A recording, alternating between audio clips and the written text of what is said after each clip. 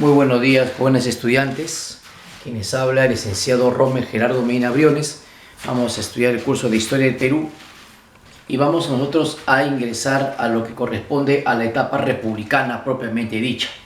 Si hablamos de la República Independiente del Perú, vamos a hablar la post-independencia, es decir, después de las guerras de la independencia, donde el Perú, como dice, es libre e independiente políticamente, sin la influencia de San Martín y Bolívar, sin la dominación española. Es la etapa del gobierno del Perú hecho por propios peruanos.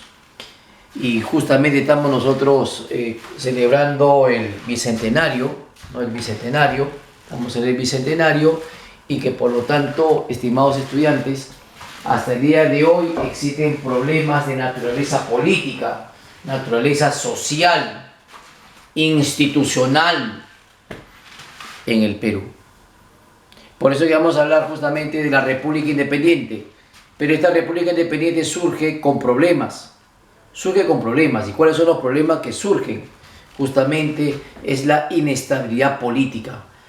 Vamos a hablar justamente por qué hay inestabilidad. Guerras civiles por el poder, lucha por el poder, escándalo de corrupción política, institucional, que el presidente, que el congresista, que etcétera. Todo, desgraciadamente, nuestra historia se resume en este problema. Yo le digo un problema, digamos, permanente, estructural, básico de nuestro país, es la corrupción. Entonces, vamos a hablar de la corrupción. Por lo tanto, estimados estudiantes, vamos a hablar, en este caso, la inauguración de la etapa republicana con el primer militarismo. El primer militarismo. Y si hablamos del primer militarismo, que pertenece ¿qué? Que pertenece a la etapa republicana. La república va a nacer con problemas. ¿Y cuáles son los problemas? Justamente los militares toman el poder. Los militares asaltan el poder. ¿Y cómo? Vamos en unos momentos. Por eso que hablamos del primer militarismo. ¿Qué significa militarismo? Quiere decir gobierno de militares que van a administrar el Estado. Eso quiere decir. Ahora, si hablamos nosotros hablamos de estos ¿qué? De estos militares, por lo tanto, ellos van a ocasionar guerras civiles por el poder. Por eso yo hablo de qué. Yo a ustedes les manifiesto, por lo tanto, que una característica de la política peruana a inicio de su vida independiente como república, inestabilidad política. ¿Por qué?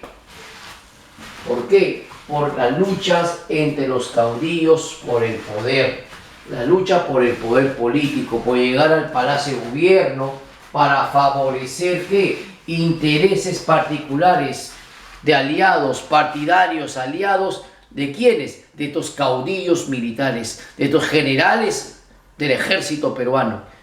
Por lo tanto, esta inestabilidad política también se refleja en ¿qué? En los golpes de Estado. ¿Qué es un golpe de Estado? Un golpe de Estado es un acto que se va a derribar, un gobierno constitucional reconocido democráticamente por el pueblo y por lo tanto, estudiantes, estos militares toman el poder. Por eso que se llama golpe de Estado. Y estos gobiernos son dictaduras militares o gobierno de facto. Por lo tanto, si se dan cuenta, los problemas políticos del Perú no son de ahora. ¿Vienen de qué? Arrastran del pasado histórico. También existen luchas ideológicas. En la República Independiente naciente se habla de dos bandos que están luchando, quieren prevalecer su poder. ¿Cuáles son esos dos bandos que están luchando para prevalecer su influencia, su poder? Por un lado son los liberales, los pensadores liberales. Por otro lado son los pensadores autoritarios. ¿Cuál es acá el tema del debate? ¿Cómo debe gobernarse el Perú? ¿Cuál sería el estilo de gobierno en el Perú? ¿Qué dicen los liberales? Ellos plantean los liberales, como se dice, libertades, la democracia, la igualdad ante la ley, dicen los liberales, plantean los liberales que el Ejecutivo, representado por el presidente del Perú, tenga menos poder que el Congreso. O sea que el Congreso, que es el poder legislativo, el Congreso, que es el poder legislativo, por lo tanto,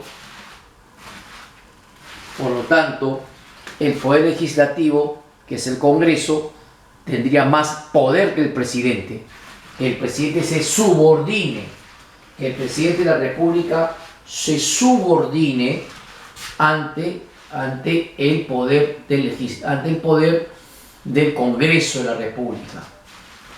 Y que todos los peruanos, y que todas las autoridades, y que el presidente de la República se someta a la Constitución política, porque es la ley más importante de un país, la Constitución política. Eso dicen los liberales. Mientras que dicen los autoritarios, un ratito, señores liberales, la mejor manera de administrar un gobierno es que el presidente tenga todo el poder, que el Ejecutivo sobrepase su poder al Legislativo. Eso decían los autoritarios. Y por lo tanto el presidente de la República simboliza la ley, la fuerza, el poder. Se dan las luchas ideológicas, ojo, las luchas ideológicas en el Perú en sus inicios como una república independiente. Hemos dicho caudillos militares que toman el poder. ¿Y quiénes son ellos? Los que pelearon en las batallas de Junín y Ayacucho. Tenían ellos el derecho de exigir tomar el poder como presidentes o dictadores. ¿Y qué pasó? ¿Y por qué los militares toman el poder? Desde 1827, con el general José de la Mar, hasta 1872, donde el último gobernante militar del primer militarismo que estoy hablando es el coronel José Balta, es asesinado, y luego dentro de los resultados de las elecciones presidenciales, el doctor como civil, el doctor Manuel Pardo y Lavalle, toma el poder. Sin embargo, ¿por qué hay inestabilidad? ¿Por qué hay caudillos militares? ¿Por qué? Porque no hay un partido político, no hay un grupo social que represente a los peruanos, no hay. No existe. No hubo un partido político que represente a los peruanos, no había un partido político, no había realmente un partido político. No hay un proyecto nacional, un proyecto por el cual pueda desarrollar el Perú. No hay un proyecto nacional, estimados estudiantes. No existe un proyecto nacional, imagínense ustedes. Todo es a la deriva, todo es a lo que salga. Prácticamente es un país, desgraciadamente, que su misma gente no le da rumbo al desarrollo económico, material del país. Imagínense ustedes. O sea, no hay un proyecto nacional. No hay un proyecto realmente nacional. No existe. Todo es a la deriva, a lo que salga, a la viveza, al Pepito el Vivo, el que quiere ganar sacándole la vuelta a la ley. Por lo tanto, esto es una característica política. Entonces, estamos hablando de estos puntos importantes. ¿Y cuáles son las subetapas del primer militarismo? Subetapas, la era de los caudillos, desde 1827 hasta 1841. De ahí viene la anarquía, el caos, el desorden de los militares para tomar el poder. Desde 1841 hasta 1845.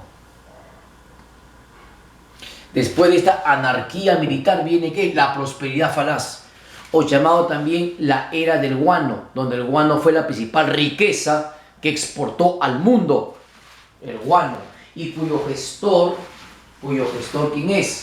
Cuyo gestor es Ramón Castilla. Entonces el Perú tuvo muchos ingresos espectaculares con la comercialización del guano de las islas. Por eso que de 1845 hasta 1868 era prosperidad falaz. Un desarrollo, un progreso imaginario, una ilusión. Pero no fuimos potencia, fue una oportunidad perdida. ¿Pero por qué? Por la corrupción de las autoridades, los intereses económicos de grandes empresarios en esa época. Y en 1868, después de estos 25 años de prosperidad falaz aparente, viene la crisis económica. Y aquí quien se va a enfrentar a la crisis económica, ¿quién es? El coronel José Balta. José Balta, el coronel, es el último presidente dicho del primer militarismo y tiene que enfrentarse a solucionar la crisis económica. Profesor, ¿pero por qué? Si usted me dijo en su momento que había mucha riqueza, el guano se exportaba, había mucho dinero. Desgraciadamente se despilfarró ese dinero, se malgastó ese dinero, desgraciadamente, favoreciendo a muchos, a otros. Por eso estamos hablando de la prosperidad falaz. Mucha corrupción, muchos se enriquecieron. Y la crisis económica,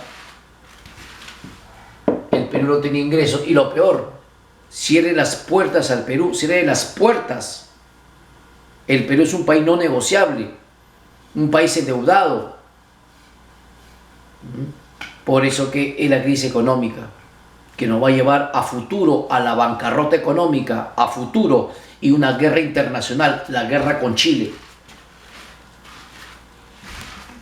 Vamos a hablar también, estimados estudiantes, vamos a estudiar también en el aspecto económico. El aspecto económico, ¿qué dejó las guerras de la independencia en el Perú? ¿Qué dejó?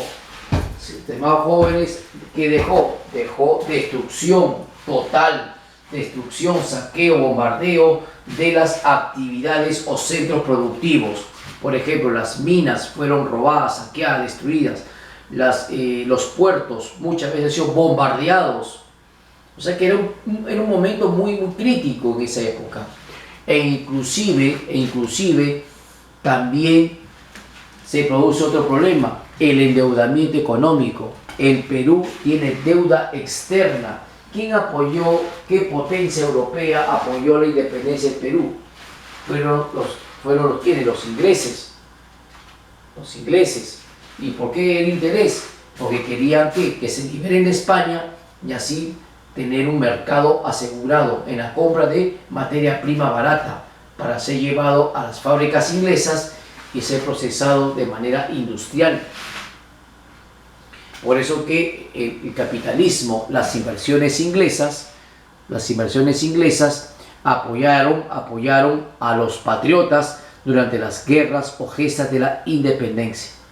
Y el Perú, como no tenía en esa época ingresos económicos, entonces, jóvenes, no se pudo pagar la deuda externa hasta que llegó la era del guano y ahí comenzamos ¿a qué? Ahí comenzamos a pagar nuestra deuda con el Banco de Londres, con los bancos europeos, ingleses. Por eso que hay una dependencia económica frente al capitalismo inglés. Se da por la deuda externa. ¿Y cuál es el ingreso principal que tiene el Estado para sobrevivir? ¿Cómo el Estado puede sobrevivir? Fácil, a través del tributo indígena, o llamado contribución personal. El campesino pagaba su contribución personal, que es un tributo, ¿no? Así, ¿para qué? Para buscar protección del Estado. Protección del Estado.